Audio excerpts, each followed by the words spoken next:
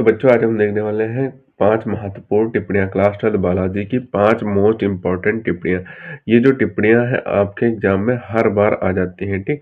आप आंसर उठाकर देखना, ये टिप्पणियाँ आपके एग्जाम में हर साल पूछी जाती हैं। किसी न किसी से आप किसी भी सेट को उठाकर देखेंगे, उनमें इन पाँचों में से एक टिप्पणी आपके एग्जाम में ज़रूर आई होगी, ठीक? तो इन्हें हम एक-एक करके देख लेते हैं। आपके एग्जाम के लिए मोस्ट इम्पोर्टेंट टिप्पणियाँ हैं, इन सभी को आपको अच्छे तरीके से तैयार कर लेना है। सबसे पहले हम चारगाँव के नियम वाली टिप्पणी देख लेते हैं, आपको कैसे लिखना है।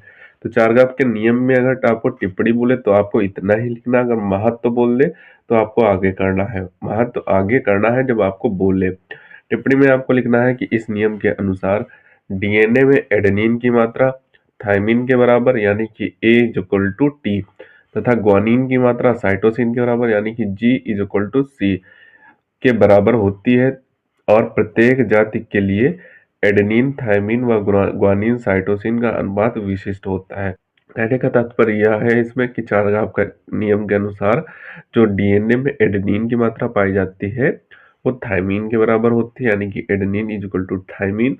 ये आपके प्यूरिन होते हैं और जो आपकी ग्वानिन की मात्रा होती है वो साइटोसिन के बराबर होती है। ये आपके पिरिमिडीन होते हैं, ठीक? पिरिमिडीन होते हैं, पिरिमिडीन क्षारक होते हैं और ये आपके प्यूरिन क्षारक होते हैं, ठीक?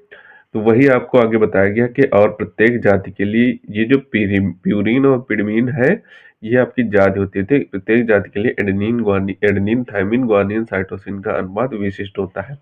अगर आपको बोल दे कि चारगाँव के महत्व लिखिए, तब आपको 2 महत्व लिख देने हैं। कोई इम्पोर्टेंट आपको बुक में मिल जाए तो बुक से लिख सकते हैं, वरना आप यही उठाकर लिख देना कि सभी डीएनए में प्यूरिन व पिरिमिडीन क्षारकों की मात्रा समान होती है। यहाँ पे प्यूरिन है, यहाँ पे पिरिमिडीन है। पिरिमिडीन में थायमिन और साइटोसिन पाया जाता है, प्यूरिन में एडेनिन और ग्वानिन पाया जाता है, ठीक? तो ये एडेनिन, ग्वानिन, प्यूरिन में पाया जाता है, पिरिमिडीन में थायमिन और साइटोसिन पाया जाता है। तो ये आपस में बराबर होते हैं, ठीक? प्यूरिन पिरिमिडीन होता है, तो ये बराबर होते हैं। और दूसरा महत्व आपको लिखना है कि डीएनए के अणुओं में एडेनिन की मोलर मात्रा थायमिन के बराबर यानी कि A=T के बराबर तथा साइटोसिन की मोलर मात्रा ग्वानिन के बराबर यानी C यहाँ पे 3 बॉन्ड लगेंगे, ग्वानिन के बराबर होती है। तो ये आपके 2 महत्व हो जाएंगे चारगाँव के नियम के। टिप्पणी पूछे तो आप नियम ही केवल लिखना, और अगर महत्व पूछ देता है तो आप महत्व लिख सकते हैं अलग से। तो महत्व भी हमने करा दिया। उसके बाद जो आपकी दूसरी टिप्पणी आ जाती है वो आ जाती है डीएनए फिंगरप्रिंटिंग। डीएनए फिंगरप्रिंटिंग एक मोस्ट इंपॉर्टेंट टिप्पणी है, आप इसको लिख कर लीजिए, आपके एग्जाम में जरूर आएगी।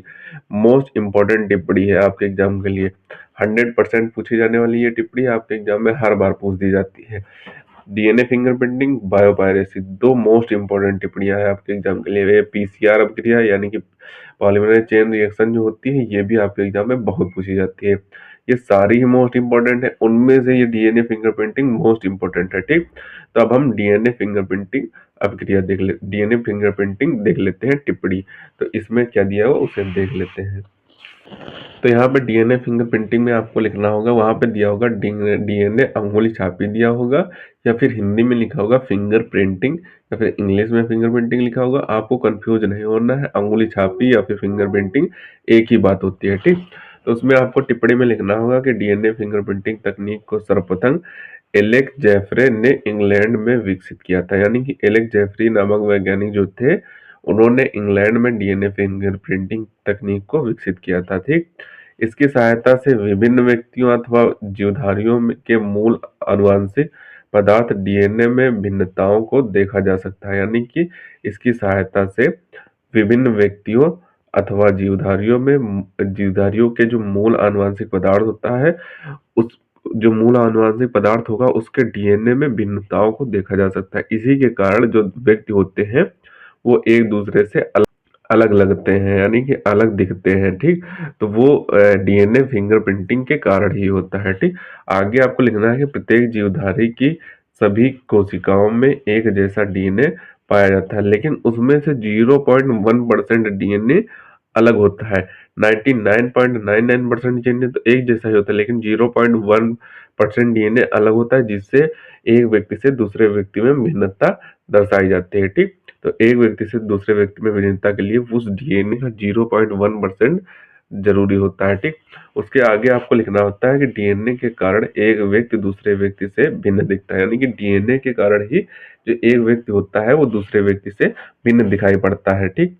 डीएनए फिंगरप्रिंटिंग द्वारा डीएनए में स्थित उन क्षेत्रों की पहचान की जाती है जो एक व्यक्ति से दूसरे व्यक्ति में किसी भी मात्रा में भिन्नता दर्शाते हैं, यानी कि डीएनए फिंगरप्रिंटिंग एक ऐसी तकनीक है जिससे डीएनए में स्थित उस क्षेत्र की पहचान की